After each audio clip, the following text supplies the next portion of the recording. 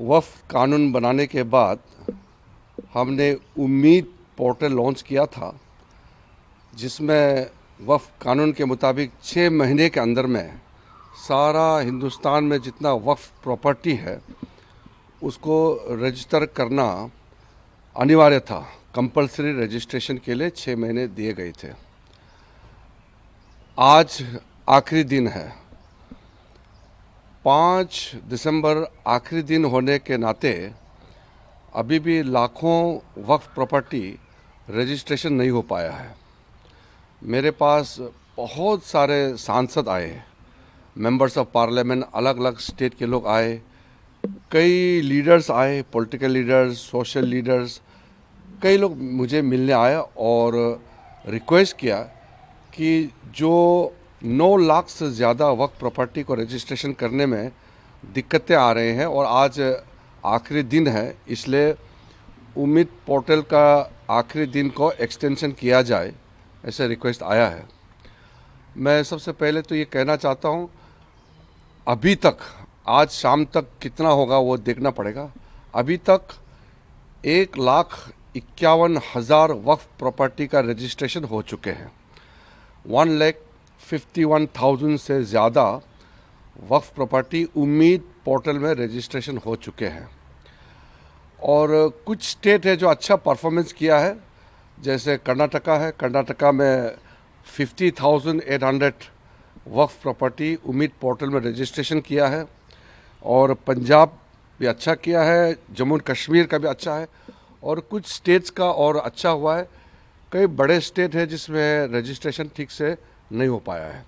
मुझे बताया गया कि कुछ जगह में उम्मीद पोर्टल स्लो चल रहा था या कुछ लोगों के पास डॉक्यूमेंट्स का कमी होगी, लेकिन क्योंकि सब लोग ने रिक्वेस्ट किया है तो मैं एक आश्वासन देना चाहता हूं कि जितने भी मुतावलीस के माध्यम से उम्मीद पोर्टल में अपलोड करने के लिए जो कोशिश किया, पोर्टल में रजिस्ट्रेशन नहीं हो पाया, उनको मैं आश्वासन देना चाहता हूं कि हम आगे आपके लिए रास्ता खोलेंगे और 3 महीने तक हम कोई कठोर कदम नहीं उठाएंगे, कोई पेनल्टी नहीं लगाएंगे, हम कोई जुर्माना नहीं लगाएंगे।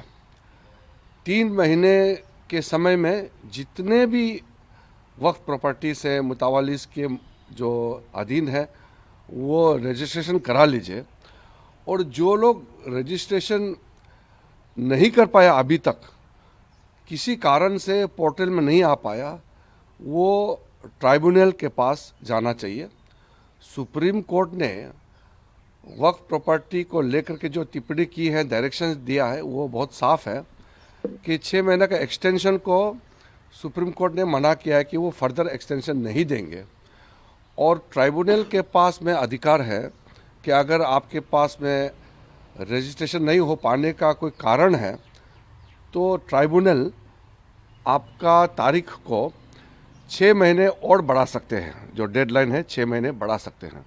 तो मैं 2 चीज़ कहना चाहता हूं, जो हमारा उम्मीद पोर्टल में कोशिश किया है अपलोड करने का, किसी कारण से नहीं हो पाया, हम उनके लिए 3 महीने तक कोई जुर्माना, कोई पेनल्टी, कोई कठोर कदम नहीं उठाएंगे, क्योंकि हम चाहते हैं कि सबका हम मदद करें, सबका हम फैसिलिटेट करना चाहिए। हमने पहले से भी कहा है कि नरेंद्र मोदी जी का सरकार किसी को भी अगर तकलीफ़ होता है तो मदद देने के लिए हम तैयार है, लेकिन कुछ चीज़ें हैं जो कानून से बंधे हुए हैं। वक्फ संशोधन कानून पार्लियामेंट ने पारित किया है तो ये हम सबको मानना है, इसलिए कानून में हम बदलाव नहीं कर सकते हैं। लेकिन जो अल्पसंख्यक मिनिस्ट्री है, मिनिस्ट्री ऑफ माइनॉरिटी अफेयर्स, जिसका जिम्मेदारी मेरे पास है, मैं आश्वासन देना चाहता हूं कि 3 महीने तक अगर आप आज तक भी और इस बीच में भी वक्फ पोर्टल में आप रजिस्ट्रेशन करके किसी कारण से डिले हो रहा है तो हम उसके लिए छूट देंगे, उसके लिए हम मदद करेंगे और हम पेनल्टी नहीं लगाएंगे।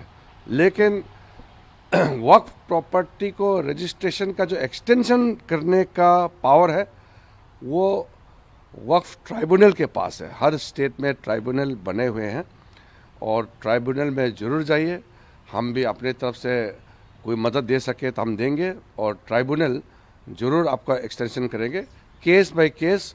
अगर किसी को कोई दिक्कत आता है तो मैं वक्फ बोर्ड को भी मैं रिक्वेस्ट करता हूँ कि वो भी मदद करें, ताकि कोई भी मुतावाली अपना वक्फ प्रॉपर्टी को रजिस्ट्रेशन करने में उम्मीद पोर्टल पर कोई फर्दर भविष्य में तकलीफ़ ना हो, ये हम सुनिश्चित करना चाहते हैं।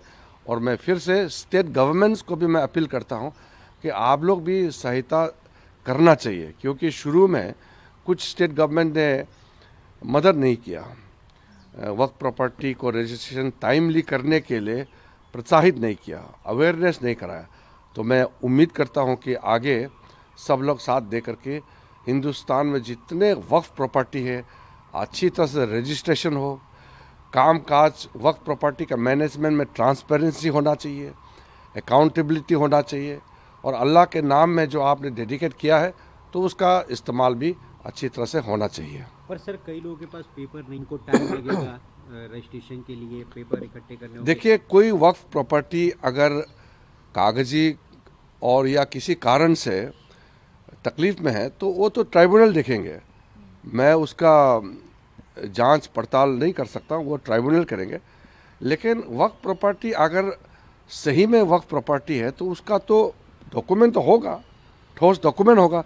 इसीलिए वक्फ कानून लाया गया है कि प्रॉपर्टी का अच्छी तरह से मैनेजमेंट हो, एफिशिएंटली, ट्रांसपेरेंटली।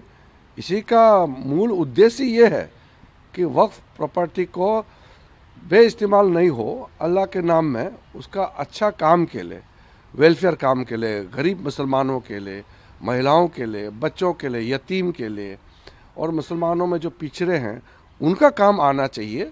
यही हमारा मकसद है।